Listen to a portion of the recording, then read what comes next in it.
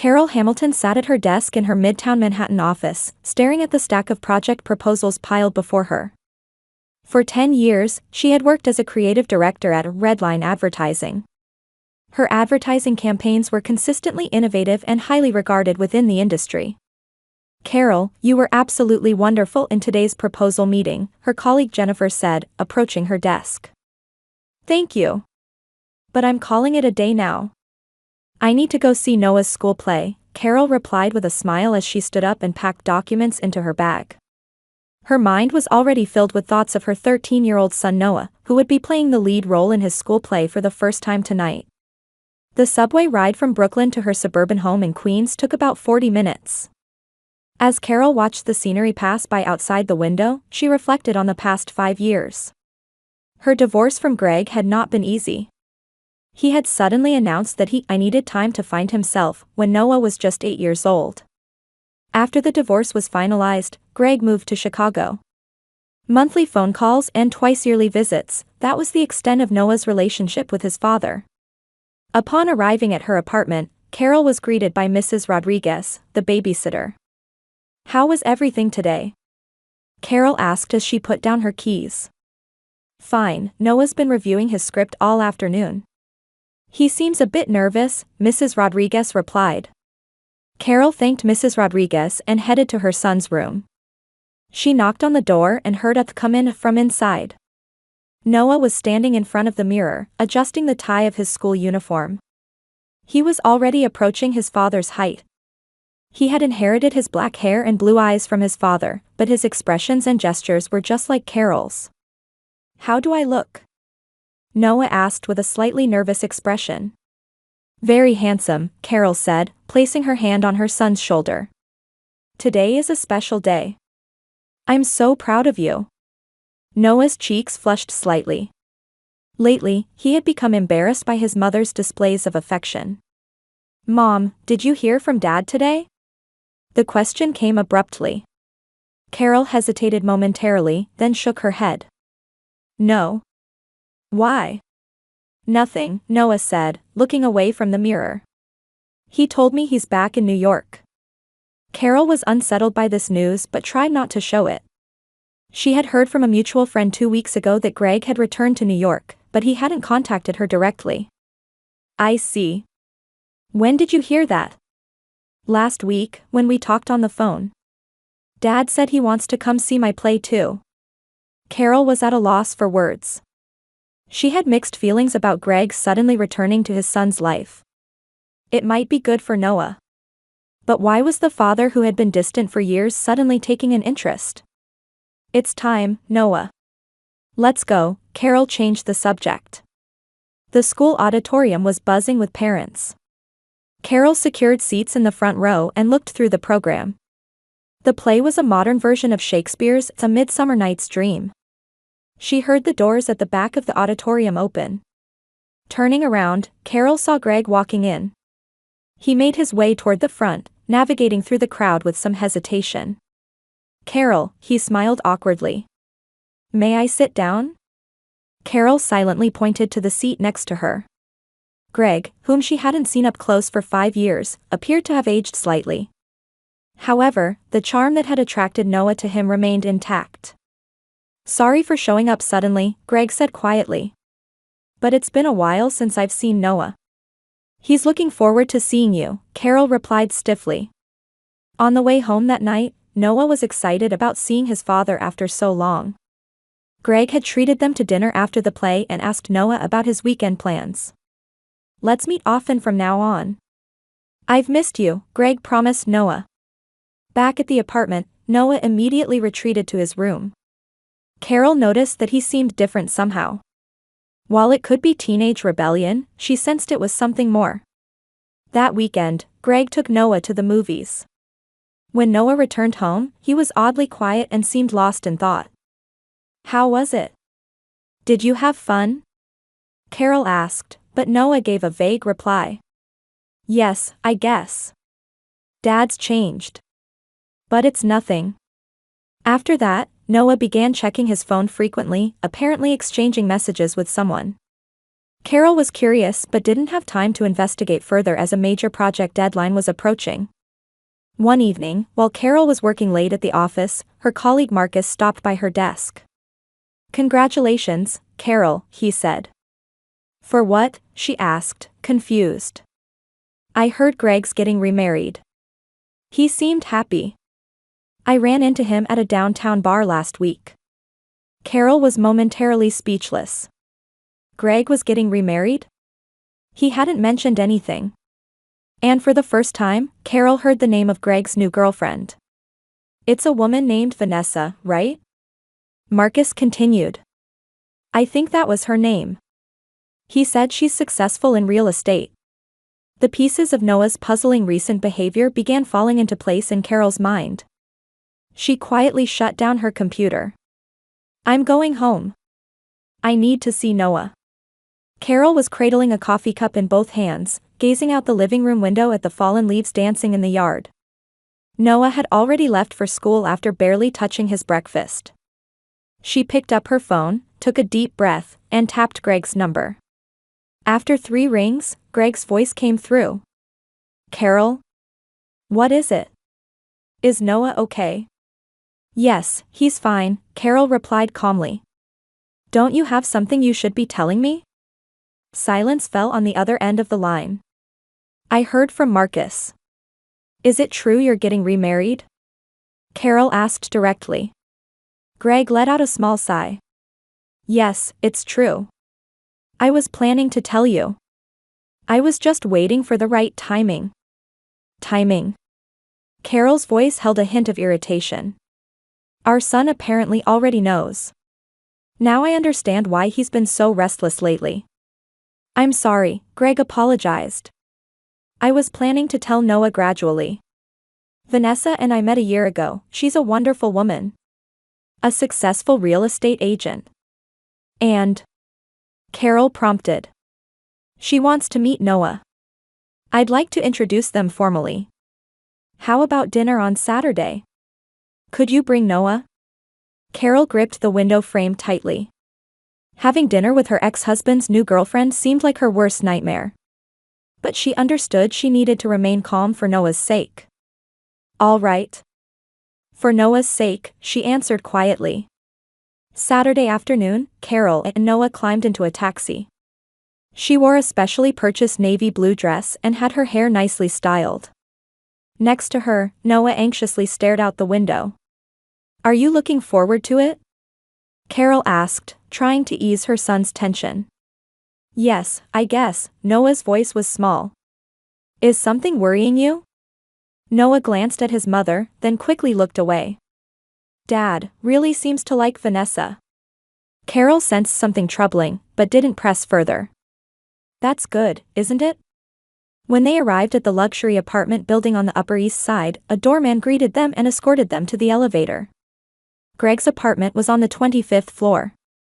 When the door opened, there stood Vanessa with a perfect smile. She was in her early 40s, and her stylish black dress and flawless makeup made her look like a Hollywood actress. "Carol, I'm so pleased to finally meet you," Vanessa extended her hand. Her voice was sweet as honey, but Carol detected a coldness in her eyes. "And this must be Noah. I've heard so much about you." Noah forced a smile and gave a small nod. His expression showed a tension Carol had never seen before. Greg appeared and led them into the living room. The room was adorned with a marble fireplace, enormous glass windows, and luxurious furniture. The windows offered a panoramic view of Central Park's greenery, and Carol estimated the rent for this place was probably more than twice her monthly salary. "Would you like something to drink?" Vanessa asked, playing the perfect hostess. "Wine? Or a cocktail?" "Just water, thank you," Carol replied politely. Dinner progressed with sophisticated cuisine and awkward conversation. Vanessa asked Noah about school and his hobbies, and he gave terse responses. Carol worried that Noah was more withdrawn than usual. "How's the real estate business?" Carol asked Vanessa, making an effort to keep the conversation going. "Wonderful," Vanessa's eyes lit up. "I'm specializing in the luxury market now. Just last month I sold a $50 million property." She then asked about Carol's work. The advertising industry must be demanding, especially as a single mother. Carol sensed something hidden in those words. Beneath Vanessa's graceful smile seemed to be something calculated. After dinner, when Greg took Noah to another room to show him a new video game, Carol and Vanessa were left alone. "He's a lovely boy," Vanessa said. "He looks just like Greg." "Thank you," Carol replied. "He means everything to me." "Greg will make a wonderful father," Vanessa raised her wine glass. "We're planning to buy a large house. We'll have a room ready for Noah." Carol frowned. "Noah already has a place to stay. With me." "Of course," Vanessa quickly corrected herself. "But a boy needs his father's presence too, don't you think? Especially during adolescence." Over the next few weeks, Greg began spending more time with Noah. He took his son out on weekends, often with Vanessa accompanying them. Carol had mixed feelings but didn't want to restrict Noah's time with his father. One weeknight, Carol was sorting laundry. Checking the pockets of Noah's jeans, she found his cell phone. The screen lit up with a message notification. Normally, she respected her son's privacy, but she had been concerned about his recent behavior. After a moment's hesitation, she looked at the screen. There was a strange message from Vanessa to Noah: "Keep our secret so your mother doesn't interfere with our happiness. For your father's sake." Carol was confused and disturbed. What secret was Noah being burdened with? She wanted to confront him immediately, but doing so might lose her son's trust. She returned the phone to the pocket and decided to monitor the situation. The next day, Carol contacted Sarah, a longtime friend and excellent lawyer. She visited Sarah's office and explained the situation. "Will my ex-husband's remarriage affect custody or visitation rights for Noah?" Carol asked anxiously. Sarah shook her head. "Legally, it's not an issue. The divorce agreement states that Greg has visitation rights twice a month, but no more than that. But," she continued, choosing her words carefully, "if Noah's behavior seems unusual, you should observe him closely. 13 is a difficult age, but there might be something more serious going on." When Carol returned home, she heard shouting from inside her apartment. She quickly unlocked the door and entered. Noah was standing in the living room, clutching his phone, tears in his eyes. "Stop it. I can't tell Mom. It's wrong." When Noah noticed his mother, he hung up and ran out of the room. Carol stood outside Noah's bedroom door and knocked gently. There was no answer. She quietly opened the door and found her son with his face buried in his pillow. "Noah, can we talk?" she asked gently. "What happened?" "Nothing," he answered without looking up. "Who were you talking to on the phone?" Carol sat on the edge of the bed. "Dad." Noah finally raised his face. His eyes were red and swollen. "Mom, please don't ask anything else. I'm fine." Carol took a deep breath. "I saw Vanessa's message," she said honestly. "What secret are you keeping?" Noah looked at his mother with surprise. "You looked at my phone from my pocket?" "I'm sorry. I was doing laundry." Carol started to make excuses, but Noah shook his head. "It's okay," he said wearily. "You'd find out eventually anyway." Carol braced herself for her son's words. "Find out what?" "About Dad and Vanessa." Noah choked on his words. "Dad is..." At that moment, Carol's phone rang. It was the local restaurant, Trattoria Giulia, confirming their special mother-son dinner reservation for that evening. "I understand, thank you," she ended the call. "Noah, we can talk later. Today is the celebration dinner for your end-of-term exams, remember? Get ready." Noah shrugged and said, "I don't care." "No, we're definitely going. This celebration is for you," Carol said gently but firmly. "We have a reservation at the restaurant in 45 minutes. Get changed." Noah seemed reluctant but complied. They left the apartment with heavy hearts. "Mom," Noah said quietly. "I want to tell you something about Dad." "I'm listening," Carol gently squeezed her son's hand. "Well?" Noah seemed to be searching for words, but appeared to be contemplating something. He suddenly looked ahead and stopped in his tracks. His expression changed completely in the twilight. "What's wrong?" Carol asked worriedly. "Mom, we absolutely can't go back." "Not now," Noah said with a serious expression. Fear flickered in his eyes. "What are you talking about?" Carol was confused. "Please, trust me," Noah's voice was desperate. "Let's take a different route." Carol was unsettled by her son's strange behavior but was about to comply with his serious demeanor.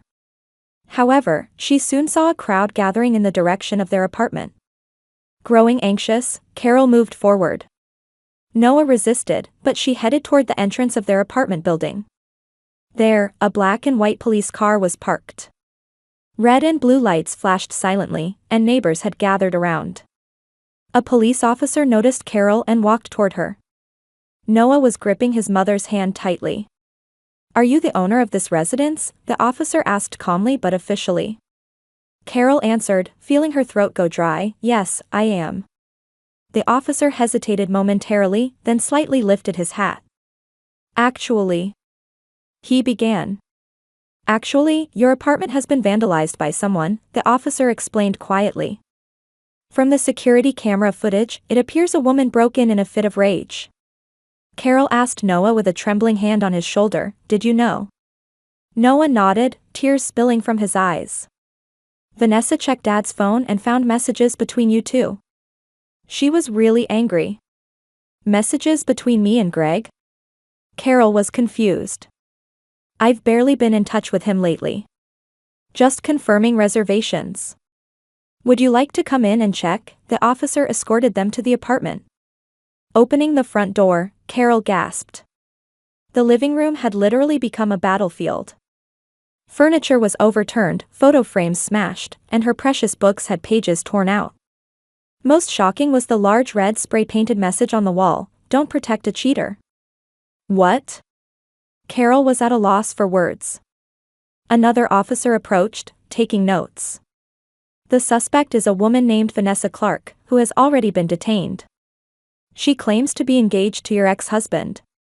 But she's supposed to be someone he met recently, not his fiancée," Carol replied in confusion. "We divorced 5 years ago." The officers exchanged glances. "Ma'am, could you come to the police station to discuss this in more detail? The situation seems complicated." Carol looked at Noah, who was staring at his mother with a frightened expression. "Can he stay with a friend?" she asked the officer. "Of course. We'll send him in a patrol car." Carol called Sarah and briefly explained the situation. Sarah immediately offered to take Noah in. The officer arranged to take Noah to Sarah's home. Before parting, Noah clung to his mother. "I'm sorry, Mom. I should have told you," he said through tears. "It's okay, it's not your fault," Carol gently stroked her son's head. "Stay with Sarah. I'll come get you soon." At the police station, Carol finally learned the truth. As she waited in a separate room, a detective entered. "Ms. Hamilton, let me explain the situation," he said, sitting down.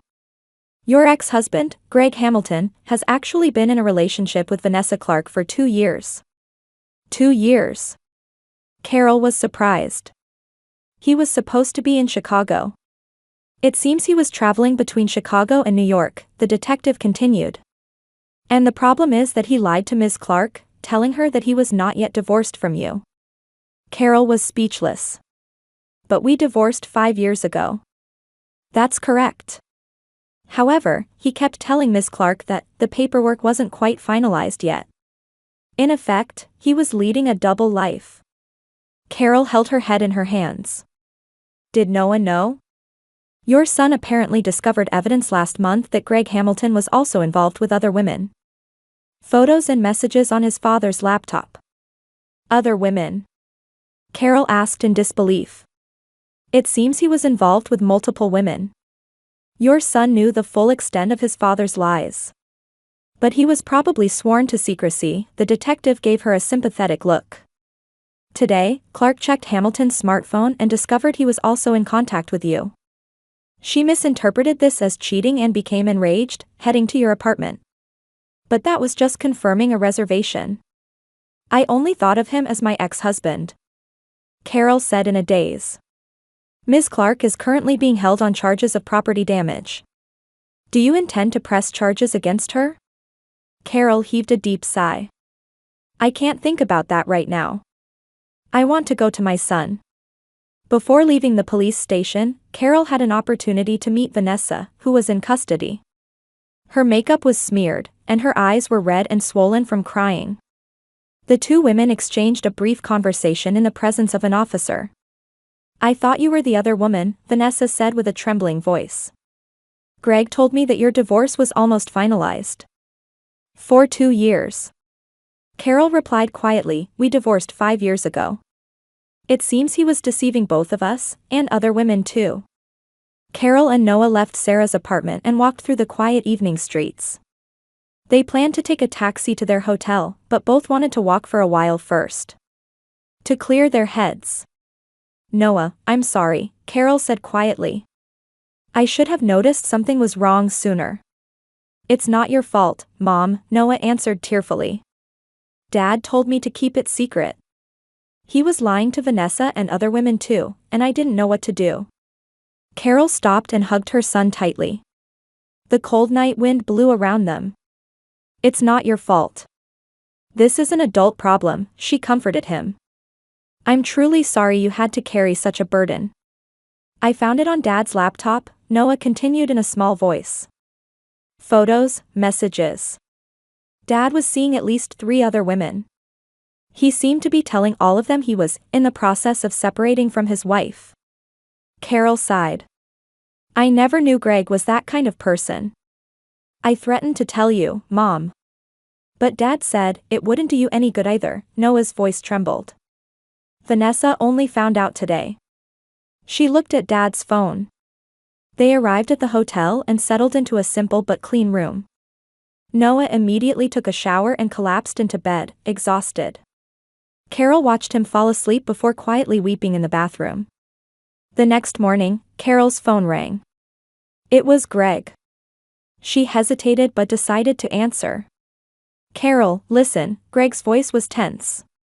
Vanessa stabbed me. I'm in the hospital. Carol caught her breath. What?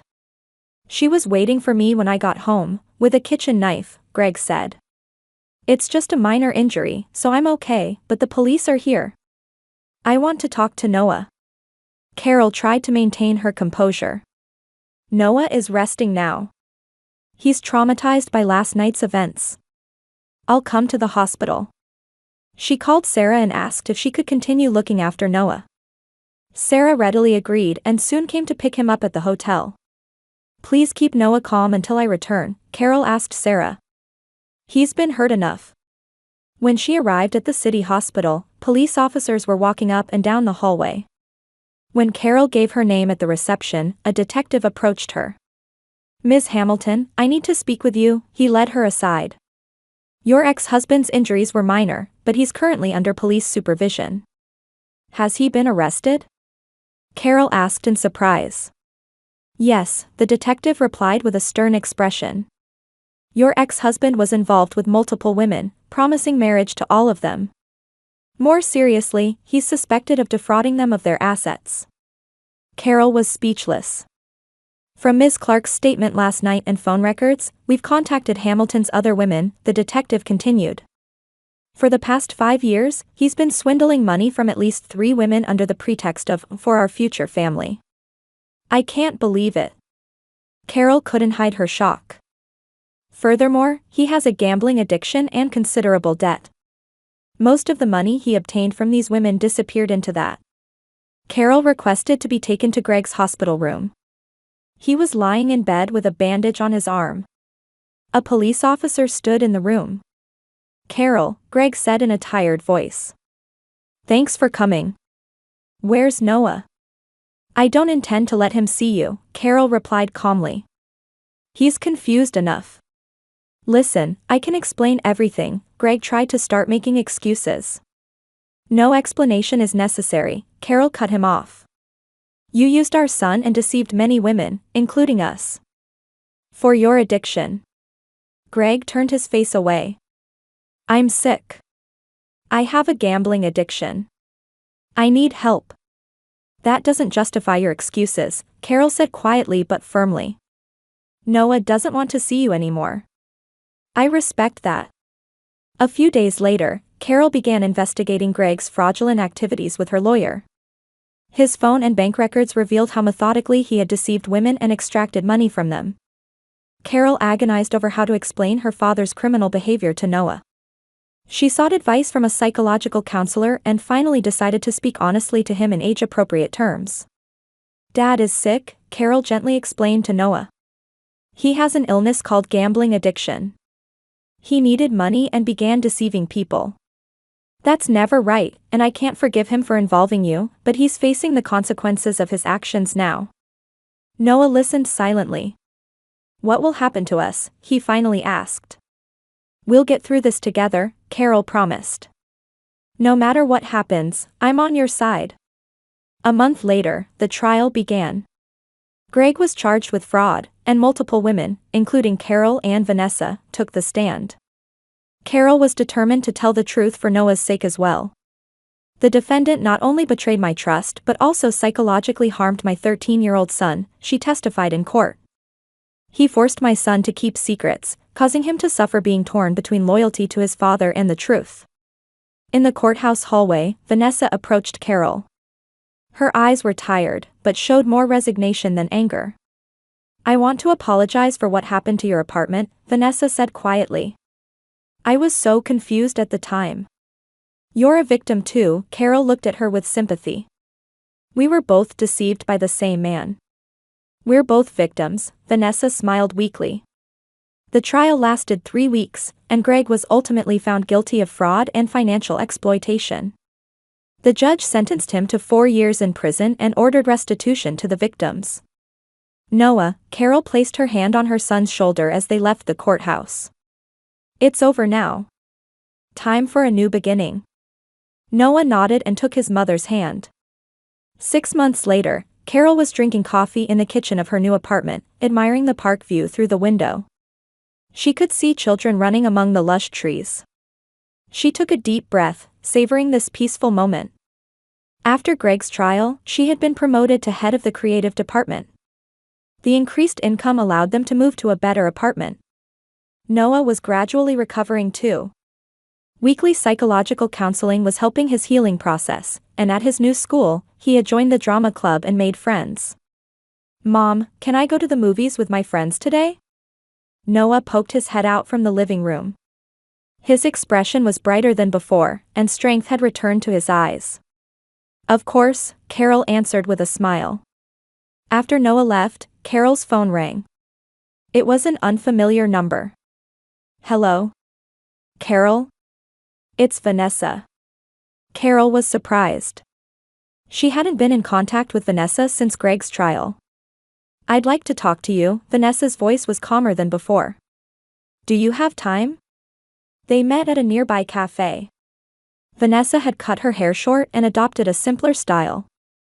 Her eyes held a new determination. I've started a support group for fraud victims, Vanessa explained over coffee. There are many women who've had similar experiences. Not just victims of Greg, but of other con artists too. I want to help women like us. Would you consider joining? Carol hesitated. She was reluctant to dig up painful memories. But at the same time, she thought her experience might help other women. Let me think about it, she answered honestly. The following week, a letter arrived from Greg. He wrote that he had begun participating in a prison rehabilitation program. He had written a letter to Noah. Carol read it and was surprised. It contained words of genuine remorse. Noah, Carol said quietly at dinner, there's a letter from Dad. Would you like to read it? Noah put down his chopsticks and thought for a moment. I don't want to see him yet, but I'd like to read the letter, he decided. Carol respected her son's decision. She too was beginning to face the past in her own way. A year later, Carol and Vanessa officially launched Trust Again, a support organization for fraud victims. Carol's advertising experience helped raise awareness for the organization. Many women came to them, finding paths to healing and new beginnings. Greg continued to reflect on his actions while serving his sentence. He received addiction counseling and promised to work on making restitution to his victims and rehabilitation after his release. Carol and Noah couldn't forgive him immediately, but they believed that time would heal some wounds. On a peaceful spring evening, Carol and Noah were watching the sunset from the balcony of their new home. The city's silhouette stood out against the crimson-stained sky. "Mom, we're going to be okay, right?" Noah suddenly asked. There was still a trace of anxiety in his voice. "Yes, we've become stronger," Carol answered gently. "We're in this together, no matter what. Real family isn't about blood ties, but about protecting each other and valuing the truth," Noah said quietly. Carol smiled and gently stroked her son's head. Healing wounded hearts would take a long time.